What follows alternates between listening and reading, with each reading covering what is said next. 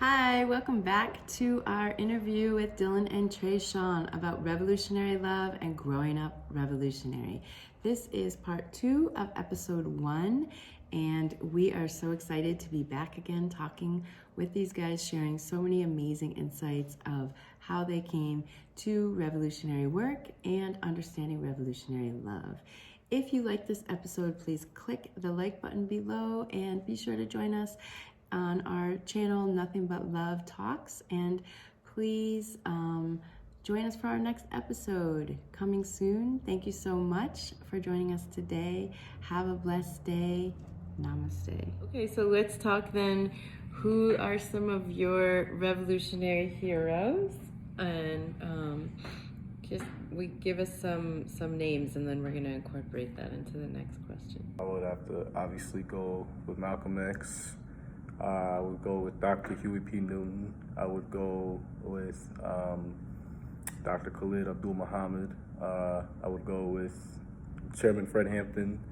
I'd go with Marcus Garvey, Assata Shakur, Harriet Tubman, Frederick Douglass, Steve Biko. Who else? There's a lot of people, but H. Rap Brown, Kwame Ture, even non-black revolutionaries like Fidel Castro, I would say were influential. And then in music, somebody like Tupac Shakur. I think for me, I just was very drawn to people that were, natural, courageous leaders.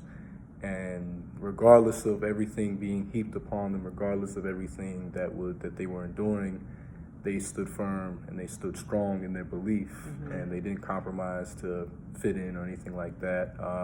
I have a great amount of respect for Dr. Martin Luther King. However, I would say my favorite period of him is like post 65 and right before he passed away, as far as like ideologically what did I connect to, but he's still a very fascinating person to study and learn about. But there's a lot of people, there's names that I at the moment are just not ringing off the top, but there's a lot of great people that really laid the foundational groundwork and created the blueprint for how to be a true revolutionary and stuff like that. Even one of my favorites, and I didn't know about him until a few years ago, but Dr. Jawanza Kunjufu, he's a great educator. And I think that, a lot of times people think only revolutionary is somebody who got the loudspeaker phone and in the all black and got the beret on, anything like that. But I think it, can be the person that is educating and laying the groundwork and the foundational groundwork with the children and the youth, So I think, there's just a lot of people that I was very drawn and influenced by. Nice. But those first names are definitely like that's like the Mount Rushmore. Yeah. It's interesting because I was in this will age me, but I was in high school during apartheid, and so Nelson Mandela and Steve Biko were just really, really big figures in my life at that time. And obviously, I didn't grow up while Martin and Malcolm, I wasn't alive then, but I witnessed their livelihoods and how they put themselves into the work they did in the society. But I also did really, probably because I grew up Catholic, I heard a lot about Mother Teresa. And so when I would read about her, I was like, wow, this woman left her home at a very young age and went into a convent, which I couldn't imagine doing. But she, she became a force to be reckoned with in a world that is dominated, very male dominated.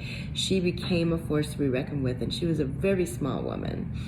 And then there was another woman named Indra Devi in the yoga community, and she was continues to be one of my heroes. She stayed in India for years and sat and waited to be taught because it was a male practice. And she said, okay, I'm just going to stay here until you teach me. And they finally relented and they taught her. And then she brought it to the United States along with other swamis and such. And then Probably, I would have to say Angela Davis. You know, she really woke me up, not only to the power of, you know, women and the voice that we have, but just her way of connecting across multiple aisles and you know, multiple spaces that could bring people in too. So who are some of your revolutionary heroes? I think we're privileged as humans to come from a long lineage of past and present and future revolutionaries. Yeah, I mean, it just depends on like the field, honestly. There's so many. I think of Miles Davis, Gil Scott Heron, Thich Nhat Hanh, Don Miguel Ruiz, Paramita Yogananda, Bob Marley, Malcolm X, Muhammad Ali, Chadwick Boseman, right?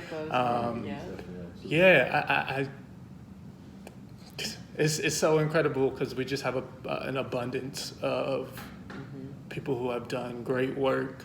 That makes me think about the stories of who writes the stories that some of these people bring to life. Right. And even like Ryan Coogler, this story of the Black Panther, which is a superhero story, but it's also the first time in my life that I saw a black superhero. Right. And for you all growing up, Blade and Spondon? well, not exactly in the same way, but that you know, you guys are growing up, and that and your, you know, kids younger than you, that's normal for them. They're going and seeing that in the movie.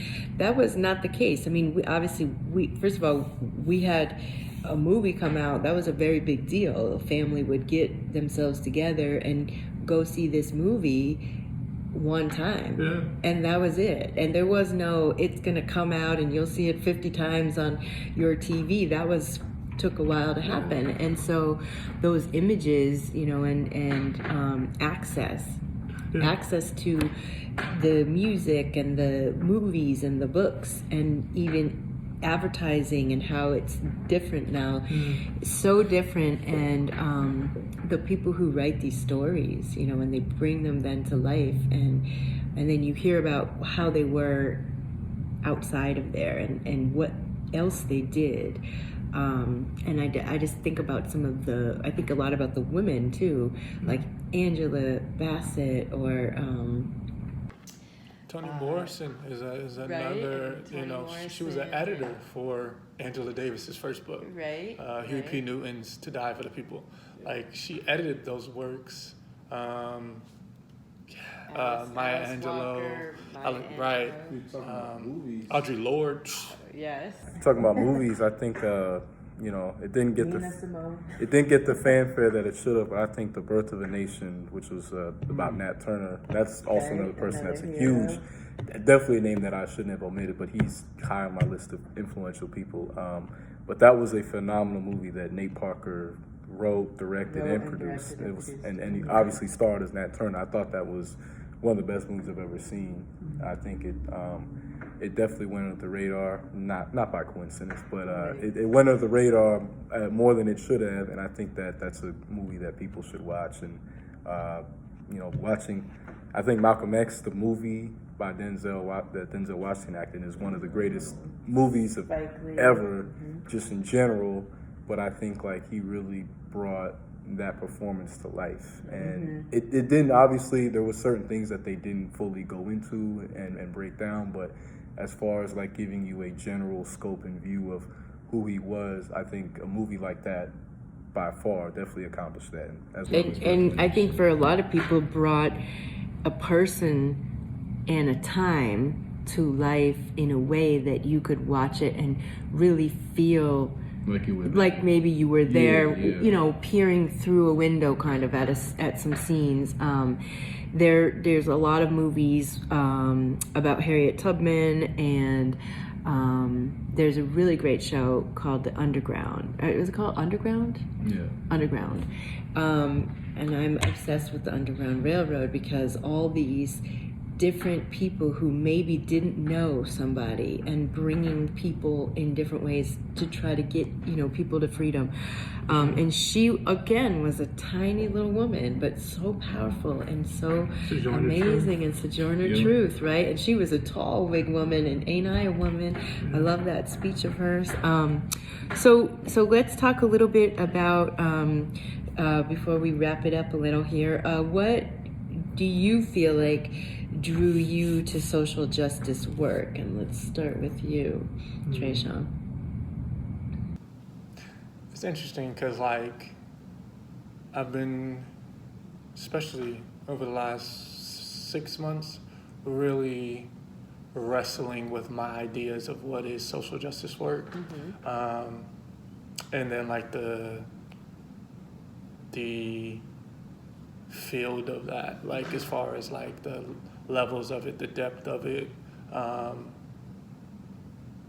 so when it comes to, if we're saying grassroots organizing work, if we were to put it in that framing, then I would say the summer of 2016, specifically after the murder of Philando Castile, Alton Sterling, that would have had to been where the emotion boiled over. And so, and probably also when the veil was kind of lifted in a different way than before. And so, and I think the emotion just boiled over to require, demand of me to act. And so I would say that was definitely a pivotal time for me. Okay. Yeah. If I had to say there was one time for sure, that was it. All right. And what about you, Dylan? What do you feel like drew you to social justice work? Aside from being dragged into it. I've always had an inclination for pursuing the truth and pursuing what's right and just, and I've always been able to be in an environment in the home life where having poignant conversations that actually are thoughtful and really are about breaking down things and trying to understand. Being able to come out of that, it influenced me, leaving the house and then just seeing the environment and just seeing reality and seeing what was going on in the world and stuff like that, and the climate. It just further influenced me, I guess. But I would say, obviously, for me, probably the thing that set me off the most was probably the start was I want to say when Trayvon Martin, when he got killed in Florida when I was in 7th grade. And it really set in for me of wow, this young kid was, only a few years older than me. And that very well could have been me, that very well could have been one of my friends or anybody that I know and love or people I grew up with. And it started, but then I would say when I was in my freshman year of high school, I went to a very, I went to the equivalent of the white Anglo-Saxon Protestant corporate workforce in a school, but add a religious aspect too. And I just started to just kind of see things so differently because, I'd grown up in, I'd grown up pretty comfortable and privileged in ways, but seeing the levels that these kids were living and these kids existed in, it was wow, what I'm saying? This a different reality that we're living in. Even though we're walking the same halls, we don't walk in the same shoes, we don't live the same life. And I really started getting into the readings of Huey P. Newton and the Black Panthers and Malcolm X, and it really just started to make my mind evolve and change. And then also maybe a year after was when Mike Brown when the Ferguson riots and Mike Brown, and then what's it called? it's too many names, but Eric Garner got killed in New York, and that one was like, wow, given that I was born in New York and my family, most of my family's there, it kind of was like setting of like, again, that could have been somebody I know, that could have been one of my relatives, that could have been, just anybody that is a black male in that predicament. And it's just, as a whole, I just started to realize that, the things that I used to think about and things I used to be concerned with, like, do they hold the same importance and value as these things that I'm learning about and really putting two and two together? Because, you for years had been laying the groundwork, but it just started to set in as, because when you think about it, it's like you go from being a kid to like a preteen to a teenager. Where it's a little more abstract. Yeah, it's a little. These things get and you start to see it. And I experienced so much pushback anytime I try to express that and put people on as far as to the knowledge, because I always believed in, you got to build in order to elevate and then destroy. And just people think destroy like, oh, does that mean like bomb? And it's like, no, it's to destroy the mental enslavement and the chains that have been pressed upon us and what we've been conditioned. And I experienced a lot of pushback, and it made me even want to do it even more, because it's like, oh, you're telling me no, but I'm in the right. I know what I'm doing is the right thing to be doing, and yet you have such a problem with it. So it further motivated me to keep doing it, and even to the point when I had the whole school against me. But that was when I kind of, I had different things like music and stuff like that. And, I was another person I should have named, but Nipsey Hussle was a huge influence on me, because he was very much about preaching high character and manifesting the greatness in yourself, but especially as a young black man, knowing that our time is very limited, unfortunately, because of the society we live in and the world we live in. So, you have to use the time that you've been blessed with to make the best of it for yourself, your people, and everyone around you. So it was, I could have easily just been like, whatever, I'm going to back off of this. But it was kind of like, nah, these people I look up to, what would they say if they were here with me right now? I didn't want to let them down. And it was kind of like, they put so much on the line. I'm not in the same predicament necessarily because I'm just at school, but I might as well too, because this is what I truly believe in. So, And you're talking about when you, probably your first solo act, your first, as far as being really visual while doing that, as opposed. I would say, well, it was more so. Yeah, I started a bit earlier, but that was like when it like really. It really took a life of its own. Took it to another level. I remember just in classes, for example, I started noticing the more I had, and I mean, let's be real, I'm a person that has no issue with calling people out and being objective and being honest. And people kind of think, oh, that's cold-hearted and cruel. But it's like, no, I'm just keeping it a buck with you, keeping it a bean. But the more I started expressing my socio-political, black militancy, radical, whatever nomenclature you want to use for that, I noticed that teachers started kind of subliminally targeting me, and students started having a different energy when dealing with me.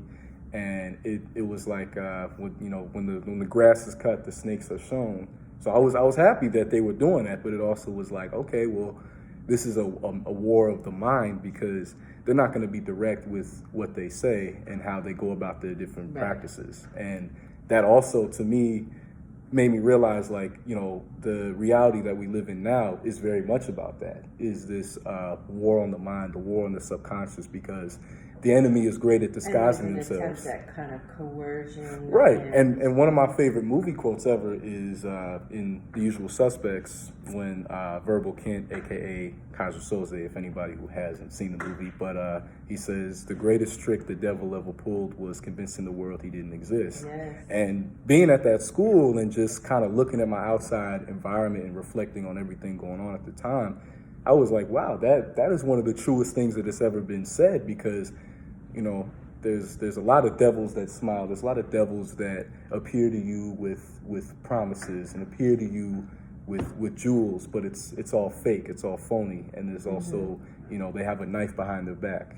And it just, the more I really started to let things sit, the more I was just like, you know what, I have to make sure that the fire that I have that's in me, I have to make sure it never goes out, and that I'm always staying motivated and dedicated to in what I'm compelled to do. Mm-hmm. Okay. Well, I know for me, there was a person named Rodney King, and when we watched on television for the first time, right? So things were very different. We didn't have all of this technology. Yeah. We watched him being assaulted by the police, and then we saw riots happening, right? And that was a pretty big eye-opener for me, but to roll it back a little, to be a white family in the suburbs having people of color come into the home was revolutionary in a way that I don't think that my parents even thought about it in that way. It was just what they were doing. And I think in some ways, who we associate with on a daily basis can be very revolutionary, right? If we are around other people who maybe don't sound or look or everything like us, that can be pretty revolutionary, which is unfortunate because I don't think that's the way that it should be, right? I think that should be very normal and natural. But then I also worked in HIV and AIDS care in New York, and I worked in a harm reduction program. And there was a big push for a concept of who could or couldn't get infected with HIV and AIDS. And I know that didn't sit well with me. And I said, no, this is very wrong. If you're telling me that this is a bloodborne virus, that means anybody can get this or be exposed, right? So there's a neutralizing factor there. And then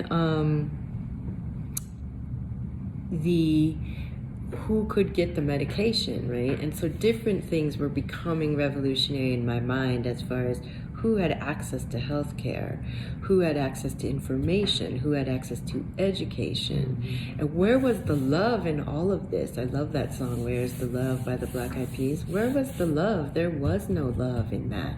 It was money, and it was power, and it was not love. And so there was this conflict of learning about Jesus and different revolutionaries, but not seeing people be revolutionary in that way. And then, theory and no practice. Right, and so then there was a reawakening in different ways, as you were saying, this seasonal changing that goes on with Mike Brown and Ferguson, with Eric Garner in New York, with Sandra Bland, with even George Floyd crying out "Mama," and waking all the mamas up, right? Waking all the mamas, because how you can hear that as a mother and it not break your heart, then there cannot be any love in that heart for me, because I heard that and it exploded in my soul. And too many names, too many hashtags of people, just going before their time. So that's only in the realm of extrajudicial killings, right? It's not even, we're not talking about symbolically, spiritually, what happens in these classrooms, There's so that leads me to, this is our last question, which is, what would you say you think are the the most important issues facing us today? If we had to pick three, and I'll start with one of them, which I definitely agree with you, is education. And as a college professor, as a person studying, and as a student, and then as a person who is, looking to do early education, one thing that I know, and as a yoga therapist, I work with young kids, is when I say to the room, everyone in here is of equal value. The kids, some of them, their shoulders go, and they know They know exactly what I'm saying, which is that, love is the core of what we're going to do in here. And you're going to be safe in this space because you are all of equal value. They get it. They know there's no explanation needed. And so for me, I think one of the most important issues is, can we do, and now I don't know if we can, but can we do honest education? And can we base it in a foundation, like you were saying, a foundation of love and equal value, that every kid sitting in front of every teacher is of equal value. That's one of the biggest things for me, because I think we can change those minds and we can teach them in the way that we want them to grow up, which is that they are valuable, that they are loved, that they are lovable, that they have not only a place at the table, but maybe the table is theirs, you know? So what do you think is something that you think is one of the most important issues facing us today? It all comes back to courageousness and just willing to be courageous, willing to be explicit about expressing and showing and practicing those values that we say that we stand for, represent. So I think that's a large part of it. I also think that we have to expand our. Well, one, we have to listen to each other. I think that would be one of a huge game changer, is to genuinely listen to each other, and not with the understanding of like, I'm gonna listen to you until we don't agree anymore, and then that's that. Right. A level of patience, even that's kind of difficult since there's such an urgency amongst our way of life, or there should be maybe. I think those are some of the main things. I think also like a real deep dive into systemic barriers that have been placed in front of different groups of people. Like when it comes to the medical field, like there's, like I said, right now, with the visual, we can see a lot of things that are happening visually right now, but it's so deep and it's so layered. Our language isn't even ours. Our thoughts, many of them aren't ours. And there's a constant struggle with that self-belonging, and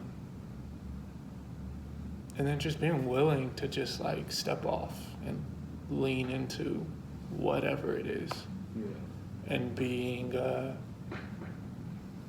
comfortable enough with your understanding of your identity to be sure that you can come back. I like that. What about you, Dylan? What do you think are some of the most important issues facing us today? I think us is America must come to terms with itself. I think when it comes back to the education, there's no way that we have a real equitable experience in education until America comes to terms with itself. With our history and with our past and our what present. What are we so fearful of, other than the fact that, Acknowledging the truth. Yeah. Well, we actually had a conversation about that, like how, a lot of the framework of America is based upon a lie, is based upon blasphemousness and deceitful actions and obviously horrible atrocities. But I would say us is, I think for non-Black people example, I think that it starts with really being open to hearing a perspective that isn't yours, knowing that yes, you probably won't ever be able to fully understand because you don't walk in the shoes, you don't live that life. But being open to hearing, being open to be put on to knowledge about the experience that Black people endure in America and worldwide, and not looking to find things that you can capitalize off of, because there has been a trend, it's been going on forever, but now social media kind of exposes how a lot of people, unfortunately there's a lot of non-Black people who, present themselves as these allies, these people that are these, aids to the cause, but they really are in it for their own self-fulfilling servant measure. So, so it's all, again, it goes back to the authenticity, the genuineness, the unconditional love and support. For Black people, due to the lack of financial resources and political power, the fight has to be for tangible things like reparations and ownership of land, ownership of businesses and properties and banks, schools. It goes all down the line, because So ownership is a huge one, and that's something that I forgot the name, the Honorable Minister Farrakhan has been speaking about for years, and a thing I recently picked up on, Dr. Umar Johnson talked about, was defining like everybody's job, and it's you can look at it as like it's a team. It's got to be well oiled. They've got to be ready for different roles and parts. And for some people, it is to be out in the streets, like a Darren Seals was. Rest in power to him. And some people are meant to be in the back, handling the finances, building up the structure, building up the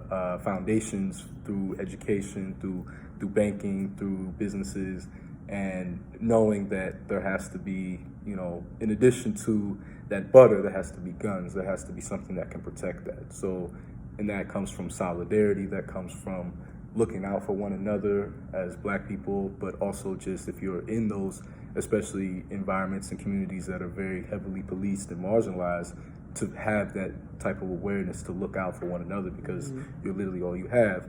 I would say also an issue plaguing us is celebrity veneration and worship, and a lot of celebrities, unfortunately, some of them go about these things with the right intentions, or some of them don't, and discerning which ones do and don't, and then really reaching those ones that are going about things with a good intention, but maybe their attempts and direction is a little misguided, and helping them get to that space and point where they could be.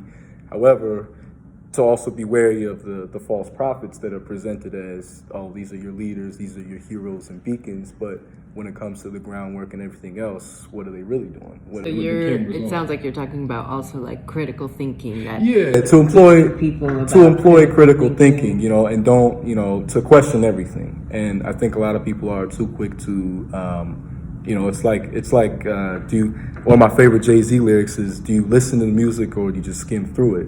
And a lot of people will look at something from the surface, and they'll look at like an article, the front headline, but they won't go through and read it. They won't actually try to find something that, either causes them to think differently about something, or informs them, or is just able to provide them with different experience, type of mental experience. And that ties back into, trusting too much in the people that are influential. And Malcolm X constantly talked about, you can't trust.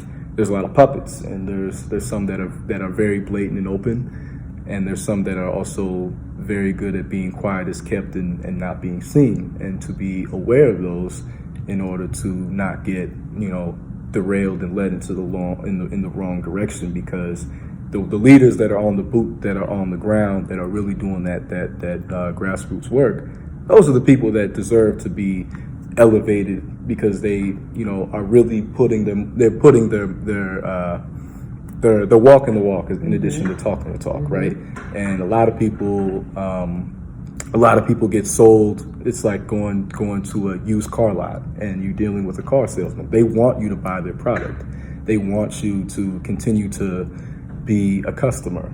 And what's happening is that a lot of people are becoming customers to these big businesses and these various celebrities that are being employed and being put in a position of influence, and making sure that you're not being, a sheep that's a huge thing, and that So you stems would from say critical thinking. yeah. And the truth. The truth, right, The truth, right. and And I think it also comes down to love, you know what I'm saying? Having a love for people, and that's something that, you know, is a tough concept because of various different mechanizations and things going on. But I think just having that love is what's the most consistent overlaying thing that is needed, because without that love, without that passion inside, like it's a feeling, you know what I'm saying? And all these things, it comes from the soul, the belly. it's that conscious choice. Yes. Put someone else's Right. So voice to understand that into a sort of respected perspective. exactly, and once you're able to put that into, you're able to manifest that, you're able to see that to fruition. You're able to see, you know, the steps of the hard work that you made. And I just think that there's ultimately a lot of issues, but there are things that can be addressed in today, because we're dealing with generational curses. We're dealing with hundreds of thousands of years of the after effects of various ramifications of these atrocities that we live in and this reality that we exist in. So, and you know, it goes from the economical, it goes from the social, but it also goes in the inner and spirit. And making sure that you find yourself right with whatever it is, you know, whether it's God or Allah or Baba or, you know, whatever entity or higher power, but any sort of thing of great good that is vaster than your own, that is greater than yours as a person.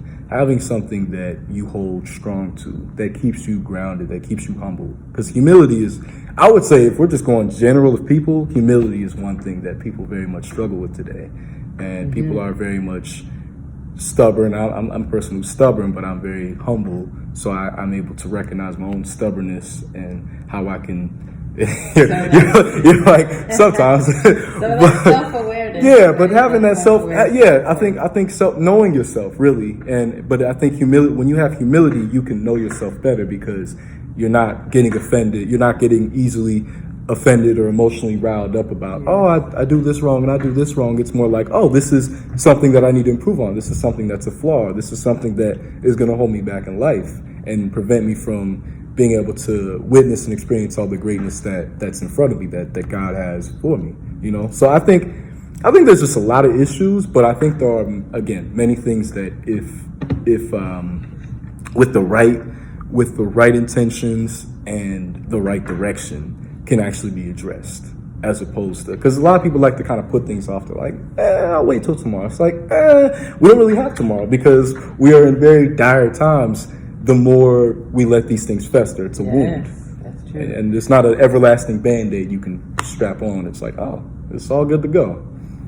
So let's bring it back a little to the revolutionary love. And I just want to thank you both for sharing your hearts with us today and sharing your revolutionary love. And hopefully some of what we talked about today resonates with people who are able to watch this. And, you know, please let us know ways that, you know, love has motivated and guided you and inspired you to do better, know better, live better, and hopefully some of the things that, you know, that we talked about today landed for you.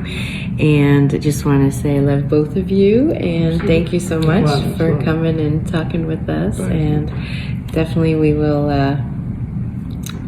see you again soon.